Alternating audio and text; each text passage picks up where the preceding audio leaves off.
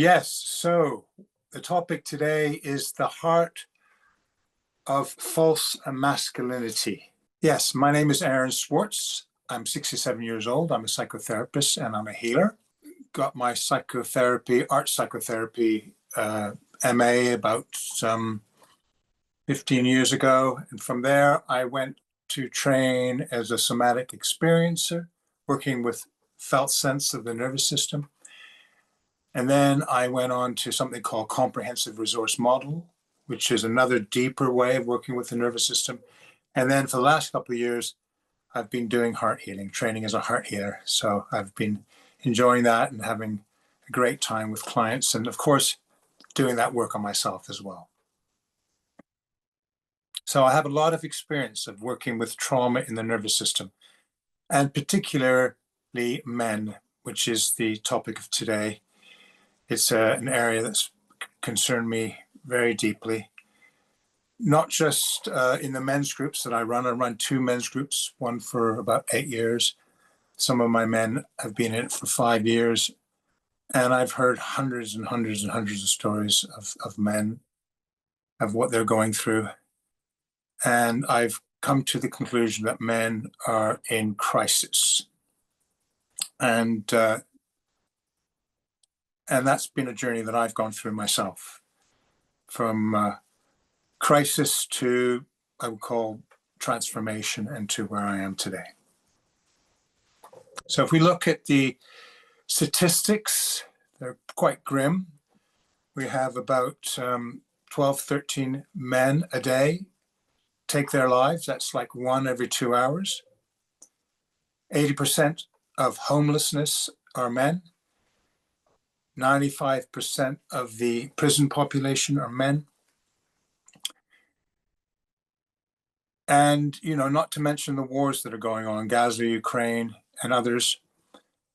They're created, organized, and perpetuated by men, organized by men. And the victims we know are many innocent victims. So I really bringing all that together and realizing that statement I made about men are in crisis. And I want to explore that and address that today. It's a very complex subject, of course. This is my perspective. I hope some of it is of use to you, especially if there's men out there today watching. And it's not just men. Obviously, women are affected by men, and families are affected by men. And, you know, we have a huge impact on the world. And as I said, the subject is false masculinity. What is false masculinity? There was a great French philosopher, Blaise Pascal. He said, if we live our lives according to the false ideas of reality, then we're going to struggle. And I really feel that men are living false ideas of themselves. And we need to look at that, and we need to find out what is the truth of who we are as men. Some of the false ideas that are going around, yeah, those stats are from the UK, that we think we have to do everything. We feel we need to appear strong. We mustn't ever show our feelings. We need to be successful at all costs, even to our own health. And we need to be in control. I mean, those are just a few. And we get messages. We're not just getting these ideas. We're getting messages from our society, from our world, from other men, from women too. I mean, maybe you can think of some of the ideas, and if you can put them in the chat. But one of the, typical one is man up, be strong. When the going gets tough, the tough get going. And these are false ideas of what it is to be a man. Because we're not just cogs in a machine to get things done, to make things happen, to be successful. We're deeply vulnerable human beings, fragile and sensitive. And this false idea of masculinity doesn't take any of that into account. So we push ourselves. We work too hard. We burn out. We have nervous breakdowns. We're addicted.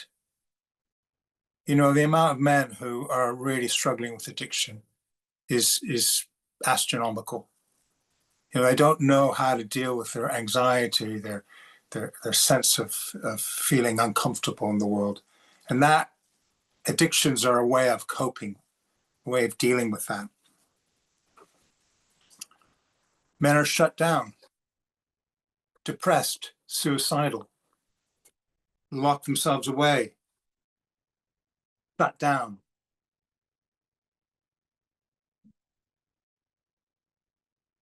Just going to put this whiteboard up if I can find it. There it is. What's it like to live with false masculinity? Well, we don't know who we are. We're confused, disconnected from our feelings, depressed, suicidal, as I said. We always doubt ourselves. We just don't know. You know, we find it difficult to make decisions. We may be sitting on the fence all the time. We lack confidence. We overcare for others. We put other people's needs before our own. We may have a tendency to overplease, to care for others over our own, above and over ourselves. We feel deeply unloved. We feel overwhelmed. We never trust ourselves. And there's many, many, many more symptoms, if you like, of what it's like to live a false idea of oneself. And all those that I just listed, they're things that I've struggled with my whole life. I mean, I find myself in a really great place now. I'm in a very happy relationship. I'm in a relationship where I can be myself, can be my deep, vulnerable self, can be heard, can listen to my partner's feelings. You know, we have difficult times, of course, as everybody does, but we stay in the room, we stay with it, we don't shut down, which is something I used to do, or dissociate or be angry. I'll tell you more about that in a minute. So I'm in a really positive, healthy, happy relationship where we have each other's back, and we're enjoying life together. I'm doing work. This work is out of 46 jobs in my life. I think I've actually counted them all, believe it or not.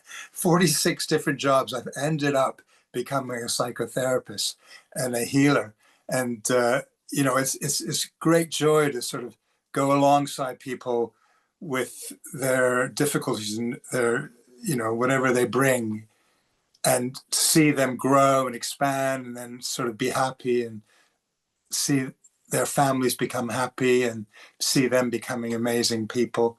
That's just a great, it's the best job of my life. And I'm deeply grateful that I can, practice being a psychotherapist. I've got great friends. I used to be very alone. I used to have no male friends at all, but, and felt quite alone and isolated. But over these years, I've developed a great circle of men who are there for each other, and we listen to each other. We can share our feelings, share our deep vulnerabilities, and people that care, and they don't try to fix me or sort me out, but they just are there. I can pick up a phone today and just dump on somebody and say, you know, this is what's going on, have a cry, and a moan, release some anger or whatever. You know, life is not easy, so we need each other. We can't do this journey on our own. And that's something that men have really struggled. Men feel alone and they don't have that sense of community. And they don't know how to reach out. And, you know, for me, that was a big turning point, actually beginning to ask for help, reach out and be part of a community of men and women and all persuasions. So I'm in a great place. I'm loving it. And today I'm hoping to, what I'm offering here is for us to have a deeper understanding of what this false masculinity is, and to understand that underneath false masculinity is wounds and trauma, unresolved wounds, unresolved trauma. And then that's really what's affecting us. It's affecting our nervous system. And that's why we're so susceptible to, you know, manning up and being strong and all these societal pressures and, you know, the whole capitalist machine. And we don't know how to listen to ourselves. In fact, we're so disconnected from ourselves. We don't, as I said, know who we are. And, you know, that was a journey that I went on. So I hope we're going to be able to understand how we can get our needs met. We're going to also have opportunities at the very end to take action today, to do something that can change your life. You know, not just sit back and procrastinate, which is another procrastination. I know so many men who procrastinate, can't make a decision because, oh, it's not this, it's not that, you know, and then nothing ever happens. So we want really ourselves to really connect to our power. So there will be ways that you can begin that journey by the end of the session. And by the way, if you've got any questions, please put them in the chat. We will try to answer them by the end. And if they look appropriate during the presentation, I'll try to answer them then. So, you know, my life wasn't always like it is today. I was brought up in a really volatile family home. Emotions were high and low. My father had an absolutely terrible temper. You know, I didn't realize it then, but I didn't really feel secure. I never felt safe, and I never really felt who I could be, who I really was. It was like being in a thunderstorm. Some days would calm down, but there was a lot of arguing, and it was just an emotionally volatile place. And I found a way to deal with that, and I became an actor. I didn't realize that me becoming an actor was a sort of coping mechanism, because I learned that I remember very clearly, you know, being at a party. I must have been about 16 or 16. Yeah, 16 years old. In fact, here's a picture of me. Okay, that's me, about 16 or 17. Look at me. I just discovered this picture the other day. I don't think I look full of happiness and joy, but anyway, I was making a lot of, I was being a clown. I was a typical clown, always performing, and I noticed everybody was laughing at me, and I thought, oh my God, this is fantastic. They're laughing at me. They're really enjoying me. They're really, you know, I felt validated, and I think that was a really profound moment of feeling loved and accepted, or at least what I thought was love and acceptance. And I made a decision to become an actor. So I went all the way. I was living up in Canada at the time, and I came to England. I trained, and I became an actor, and I got on with becoming an actor. And but throughout that whole time, I was really, in a terrible state of depression and unhappiness, and I had terrible mood swings, and I was suicidal. And I did a performance. It was a stage production, and at the end of the performance, which apparently went really well, I hated myself. I just hated what I did. I felt so. I just so hated myself that I was in such pain that I started literally stabbing myself, and I overdosed and ended up in hospital. And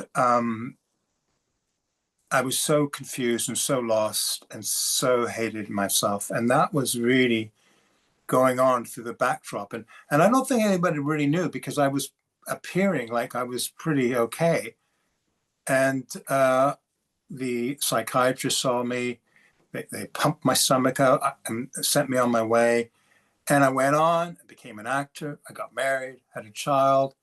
And during that whole time, even though I was a successful actor, it's amazing what you can do, even, being successful at doing something. But what was going on inside was this deep, dark depression and a sense of not wanting to be alive. And I was acting strong, I suppose. And I eventually, was just, I could have said I almost had a breakdown, and I ended up seeking help and going on something called the Hoffman quadrinity process, where for the very first time I started to express a lot of anger that I had towards my parents. And that was a huge breakthrough at the time, because I started to express this anger that had been there, but it just didn't know where to go. And having all that release was sort of getting my voice heard and being seen and validated. And it was just fantastic. And then from there on, I went on and started training as a psychotherapist and went on my healing journey. And really, I started to get my needs met. And I just want to share a whiteboard of what our most important needs are. We can just find them. Whiteboards. Where are they? Okay, whiteboards. Yeah. Now, these are our deepest needs. These are so important. If we don't get these needs met, then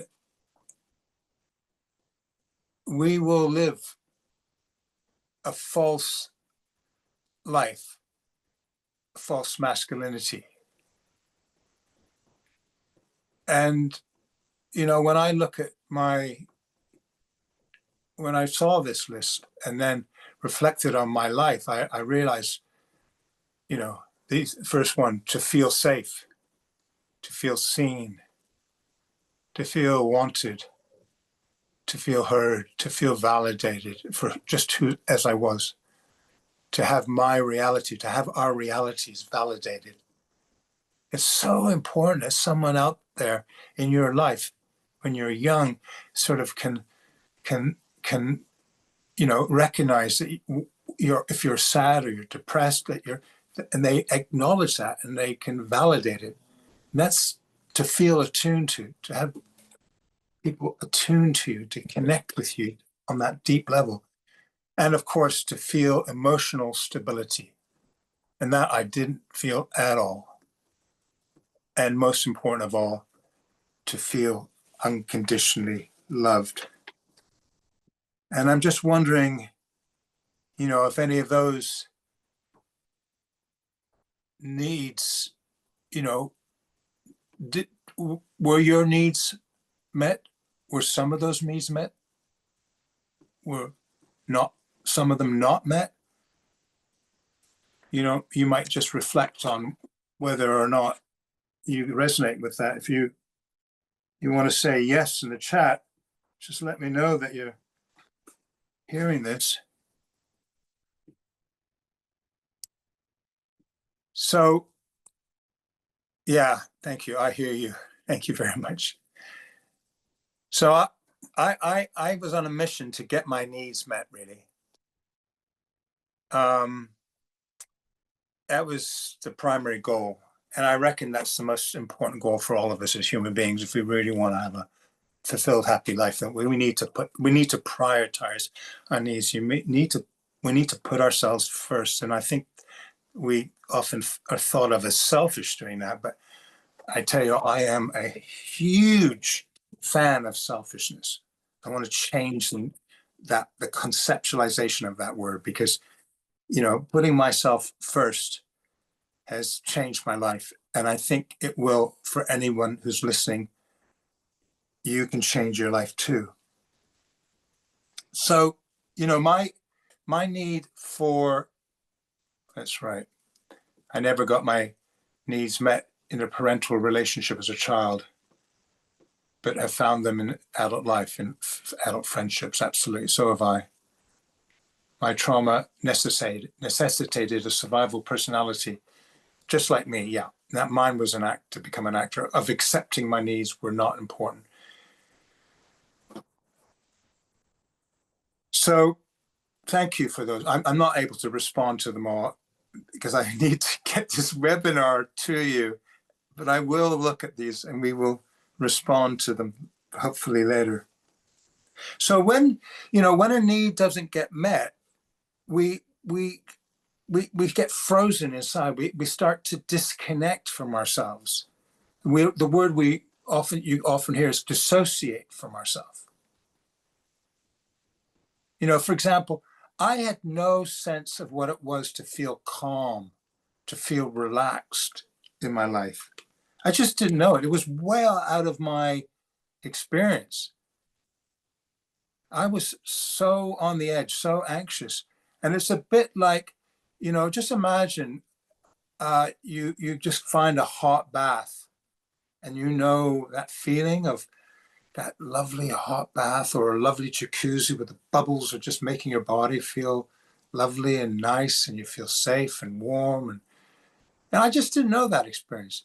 And my body became what I would call dissociated. That experience is there. I have since discovered that's there, and we as men can find it, but we may never have known that. And that's what we will call frozen energy, or stuck energy. That's energy that gets stuck in the body. And there's a wonderful, you can see this on YouTube. I tried to get this. If I could have, I would have shown it today. But there's this cheetah, and it's chasing an impala, which is like a kind of antelope deer type of animal. And the cheetah is so powerful.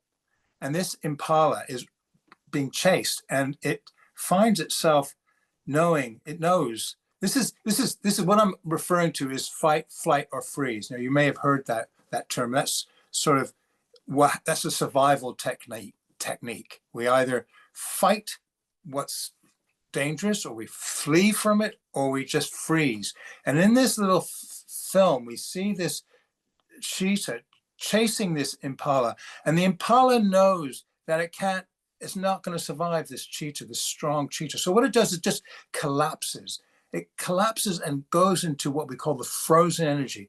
And its heart rate goes down, it stops breathing, and it actually starts producing a smell of dead meat. Can you imagine that? And the cheetah comes up and it grabs the back of the impala and the neck, and it shakes it around, sniffs around, and it's not interested. And then it just carries on, moves on. It's not interested in eating dead meat.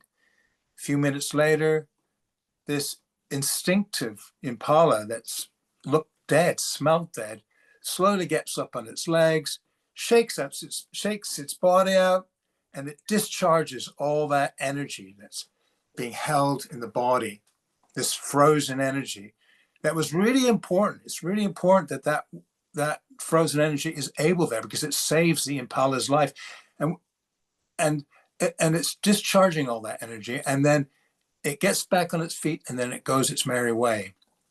And we as human beings are the same. And we're animals. Let's not pretend we're not. We think we're some superior being, but we're just animals. But we just have this extraordinary, overdeveloped, incredible brain, which is a wonderful thing if it's used.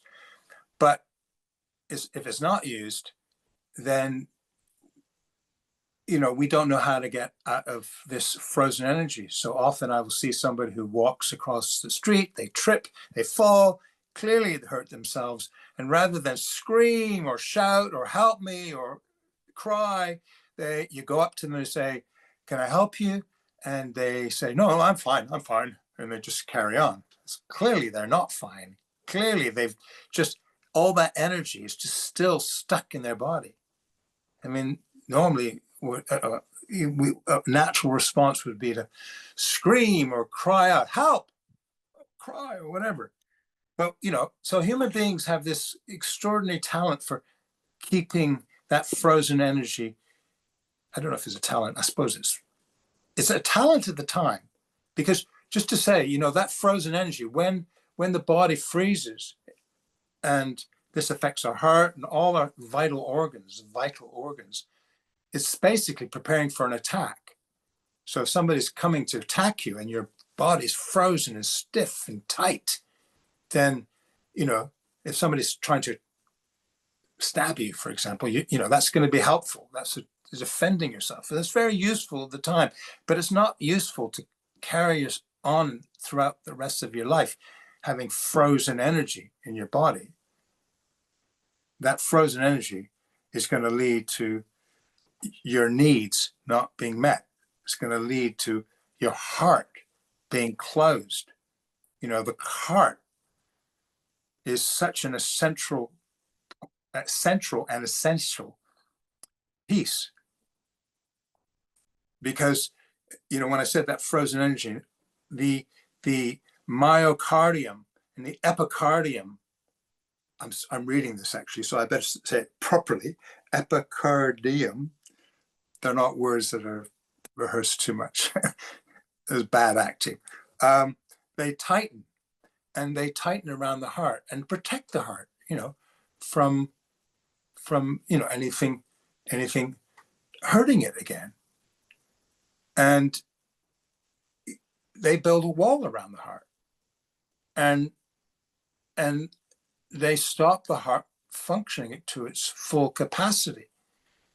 When our heart is really harmonious and at ease and relaxed, the magnetic, electromagnetic energy, which can be actually measured 3 feet away, can be felt. So when a heart is really experiencing that deep sense of love, there's these harmonic patterns that create a sense of emotional stability. I mean, I can feel it now, actually. You can notice my voice, it just slows down as I start to talk about that.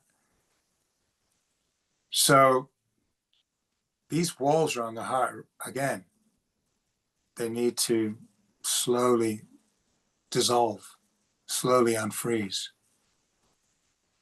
It's an interesting thing when somebody has a heartbreak, when somebody, somebody leaves you, or, the relationship ends, the heart actually literally breaks, and you can see scans where the muscles get torn, because the heart has been hurt and it's trying to protect itself.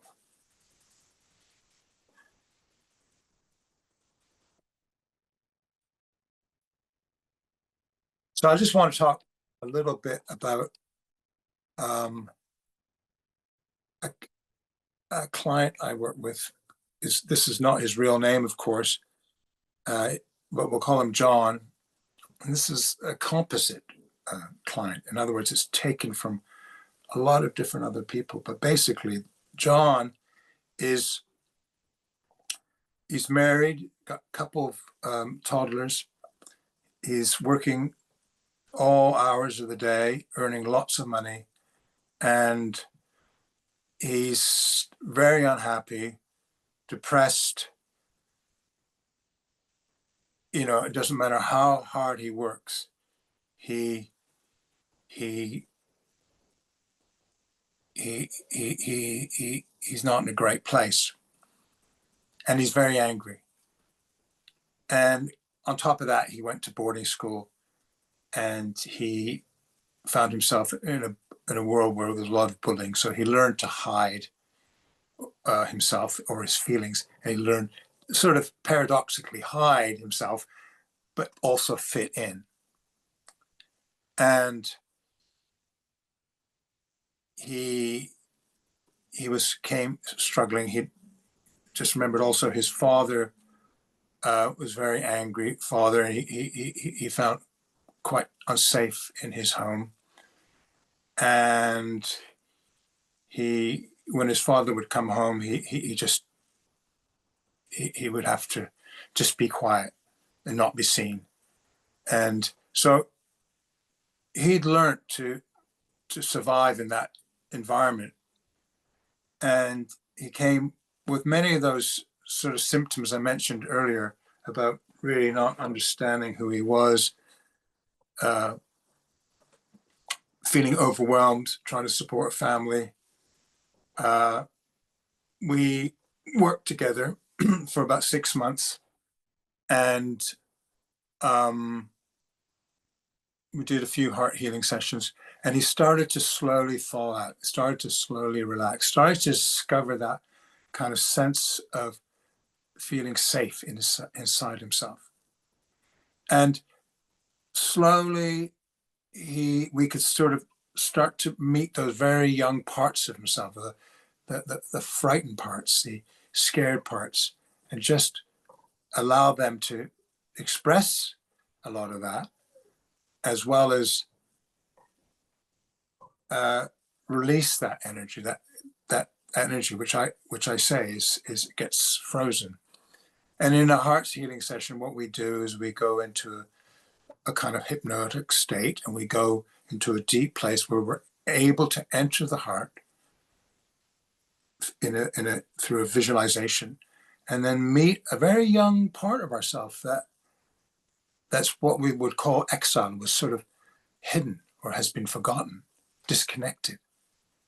And we get to hear that part's voice, and we get to hear them expressing their feelings, and we get to allow them to discharge those feelings, and we sort of help them sort of rediscover the sort of the wonderful positive energy that's in themselves, in their system, and in their life. And they slowly can be reintegrated into ourself, and then we find that our lives start to change. And this is what happened to John. I got a message not that long ago from him, hearing that he'd changed his job. He was still getting paid. He was getting paid really great money, and but he was getting paid the same amount, but working a lot less hours, and had more time for his children, more time for himself. And it was just prioritizing himself, putting himself first, and being selfish. Yeah, when our needs are met, we feel safe. We're not living in fear. We allow life, people, and things just to be how they are. Isn't that amazing? Just allow people, life, just to be how it is. Not trying to fix it, sort it out, sort other people out. We are relaxed, calm, resilient, and we just enjoy being alive just for the sake of being alive.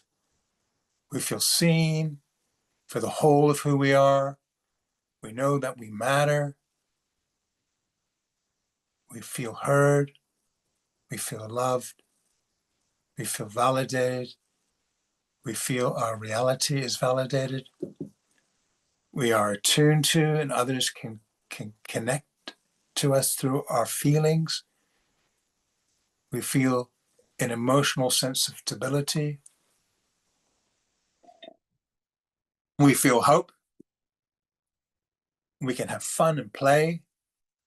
I mean, that's wonderful, isn't it? Just to be able to fun and play and take time to do that. Just love being alive. We feel unconditionally loved just as we are. Oh, I love this list.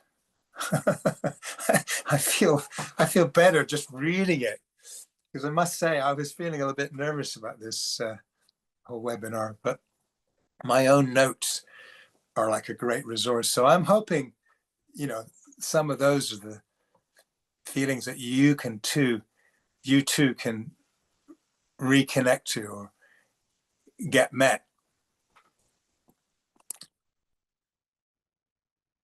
So, action. There's nothing like action. I used that word crisis, when people come to a crisis point in life.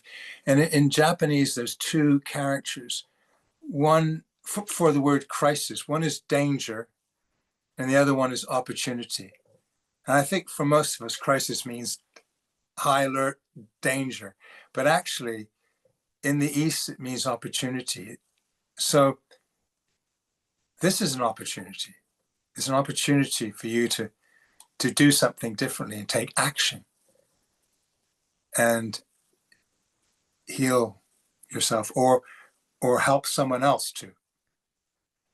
And so I'm going to put a little thing up here, another whiteboard. Getting good at this, aren't I? If anybody wants to hire me as the whiteboard man, I'm available. Okay, hold on. Here we go. Oh yes, where's my take action? Oh yes, here it is. Take action. Okay. Take action. Action now. Okay, that's my email address. And there's my website. You might do a freeze frame on this, free shot, It's also be somewhere else. I don't know where it is, but it'll be somewhere else. And also, just to say, you can reach out to me. I'm available to support anybody. And if I can't, I will definitely try to point you in the right direction. You can look at my website, find out more about what I do. And then, of course, there is the schoolofhealingmastery.com, where there's a list of practitioners, and there's a wonderful list of people that can, they're all doing the same work as I, but in their own unique, different way. I'm the only man, by the way, doing heart healing, from what I understand. So you can always reach out there. And then, of course, I run men's groups. And you can also buy the book, When Hearts Heal. I hope you can see it. I hope it's looking like it's the right way around. Anyway, it's available on Amazon for, I think, $11.99, or in Kindle for $4.99. And they're in it. It's fantastic, because there's about 18 or 17 practitioners in here, and there's a chapter, and all the talks this week are each individual practitioner is doing their own individual sort of webinar. It's a fantastic resource that you people have today or this week. So you can get that, and a lot of what I talk about here is in this book. So we're going to have a question and answer, but before we do, we're just going to have a little just sort of connect with ourselves a bit, if you don't mind.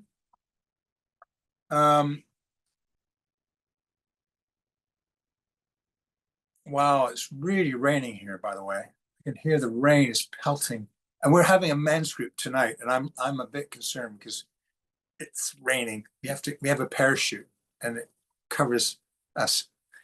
And we're going to have to get the parachute out tonight. So let's take a few moments. I just want you, wherever you are, you're in the perfect place at the perfect time. Just make yourself feel comfortable. And where you're sitting or lying, just for a few moments. This won't be long. Just allow yourself to just drop in to yourself. Just feel your body next to whatever your body's connected to, just to feel the sensations of maybe your back against the chair or against the sofa. I'm just going to slow things down a bit. Maybe feel your sitting bones. Just notice your feet.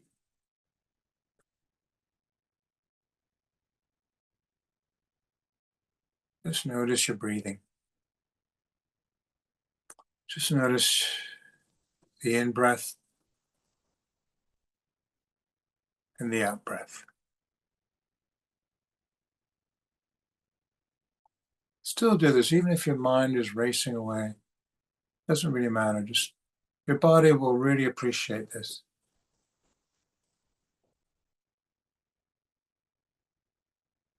Just notice the air coming in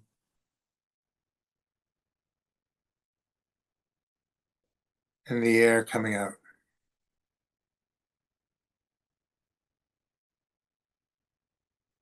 The inhale and the exhale.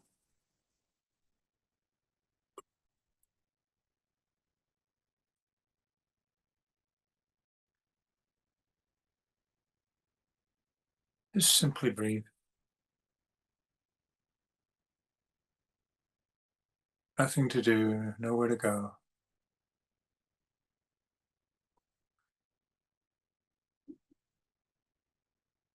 Just simply breathe.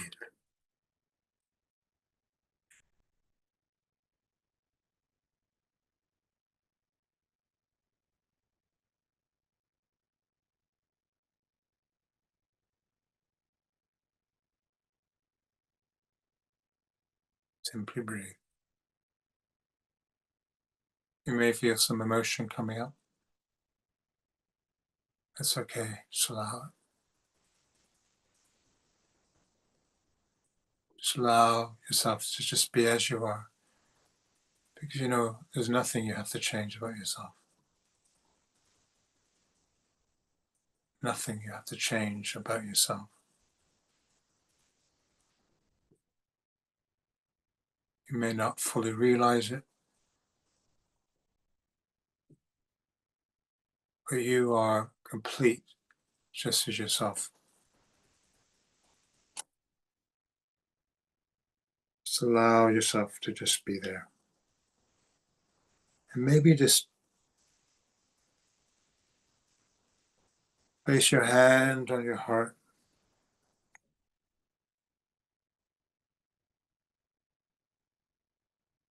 Just be patient and just sense your heart, the connection of your hand to your heart.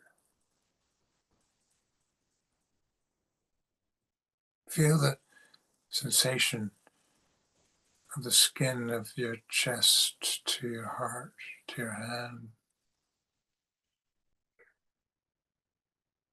Just take your time. Take your time.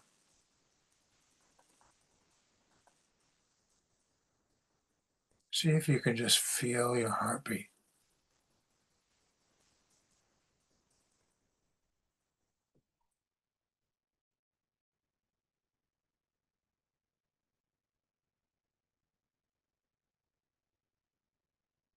You can just detect that little pulse. It's there somewhere. Really search for it.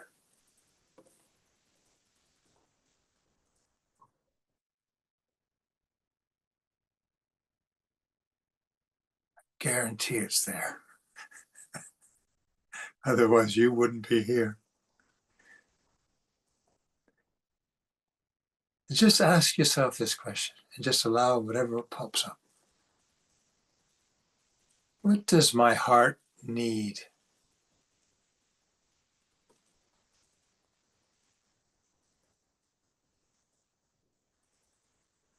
And just notice whatever pops up.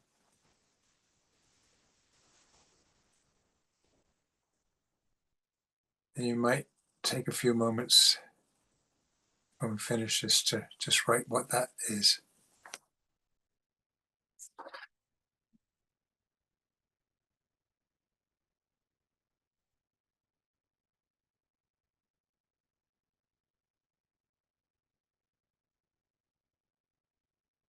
Okay. My heart's really pounding, by the way.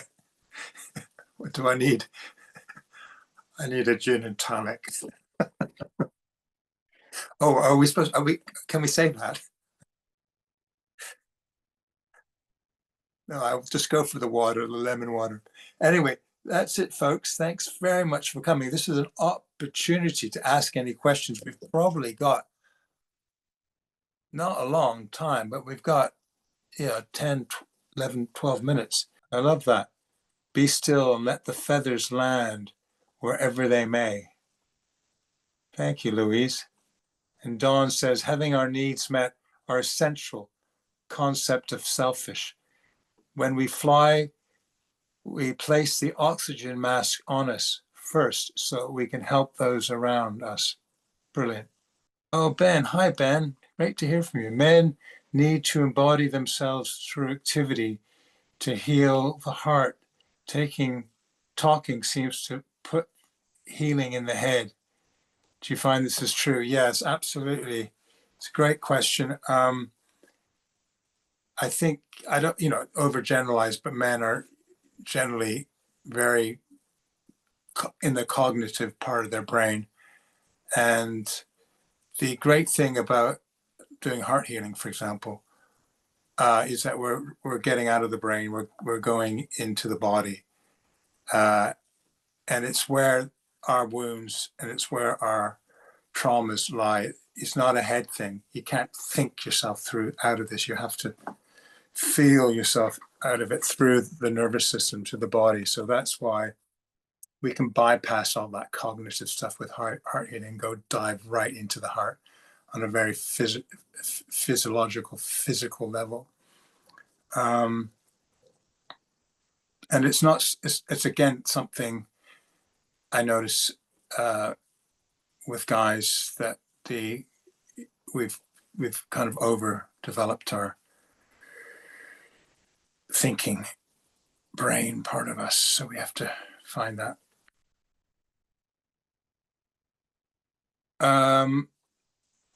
Daisy's asking, could you give me a real life example of what validating another's needs looks like? Yeah. Well, if I was just thinking about the need to be heard, if my partner comes in and is telling me that she's just been to the dentist, for example, she's had a tooth removed and she's in terrible pain, and she comes in and she says, oh, I've just been to the dentist, and I say, I'm not interested. That is not validating another person's needs. That's not validating her needs. But if I say, how did it go? Oh, how are you feeling? Oh, you're not feeling, and she says, oh, I'm not feeling great. It's really painful. Oh, is it painful? Yeah, you hear me? I'm using some of her own language. She says it's painful, and I say, is it painful? So I'm kind of reflecting back her own feeling, and that's attunement. That's what I certainly never had, and I know I don't want to overgeneralize, but that's many of us never had somebody actually reflect back, attune that. And that is so essential for you to feel that sense of deep, calm relaxation that someone in your life has got you, and is there for you. You know, we need each other. Let me look. What a we are human. Donna says, we are all human, whether men or women. We share the need for love, acceptance, safety, and joy. Thank you for sharing with us. Men are in need of healing. Yeah, thank you very much. Yeah, it's worth reading. The old scripts, provider, protector, leader, feel outdated, yet they still echo in us. And society offers a few real alternatives and even fewer role models. The result, a generation of men feeling lost, unsure what it means to be a good man today, trapped between expectations that don't fit and a culture with no clear map forward. But maybe this isn't just a crisis of masculinity. Maybe it's deeper, a crisis of self-belief, of self-love, of how we define success, worth, and identity. That's why spaces for men matter more than ever, places to gather, to speak honestly, without judgment, to find new ways of being stronger and tender, ambitious and connected. Absolutely. Totally agree.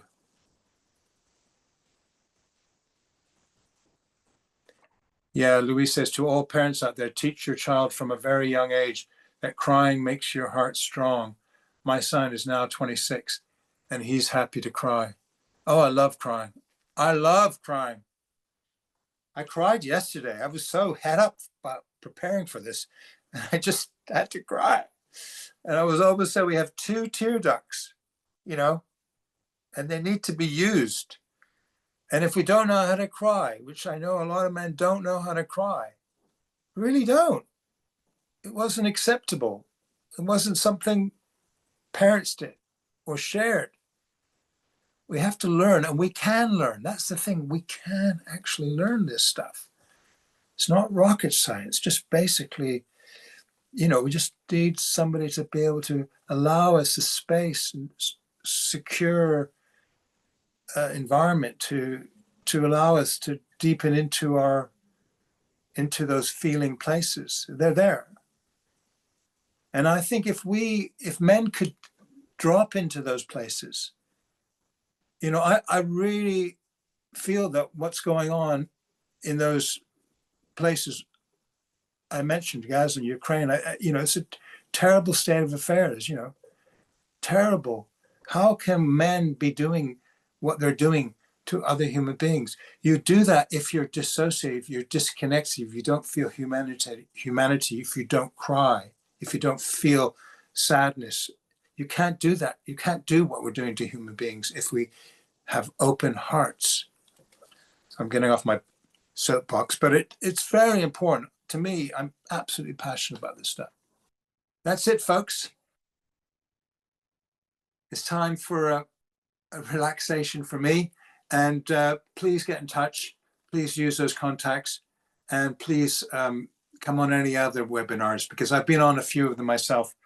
And everyone's been brilliant. And everyone has something really profound to offer. So it's a real, you know, it's a great week. So thank you very much, and see you somewhere in a green field.